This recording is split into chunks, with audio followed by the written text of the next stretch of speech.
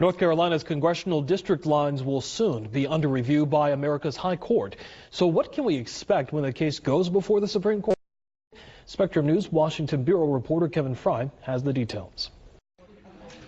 North Carolina's congressional map is once again tied up in court. At question, are the lines constitutional? Lawyers for the plaintiff argue they should be thrown out because they give the Republicans too much of an advantage. It's an extreme map. It's probably the most extreme gerrymander in the United States in recent years. Paul Smith, a lawyer who is working on the case, says there's no question Republicans in the state General Assembly went too far. One lawmaker said publicly the lines were designed so Republicans can get 10 seats and Democrats only 3. They told us that's what they were doing, and it's exactly how it's performed. Tar Heel Republicans defend the maps. One of the primary map drawers, Representative David Lewis, saying in a statement, politics was considered but not as the primary consideration, and I am confident that these maps will prevail in court. So what might the court do? Well, they could punt as they have before, pushing the case aside on technical grounds and sending it back to the lower court for further clarification.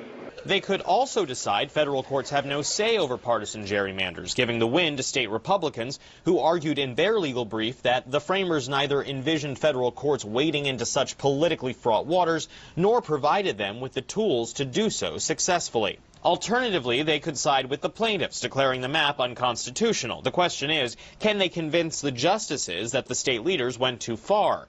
American University law professor Luis Caldera says that's no small feat because partisan gerrymandering is hard to define. That's been one of the challenges, is having a standard of how do you know that there's been unconstitutional partisan gerrymandering, because by definition, drawing district lines is a partisan activity usually engaged in by state legislatures. Lawyers will get to make their case to the highest bench in March.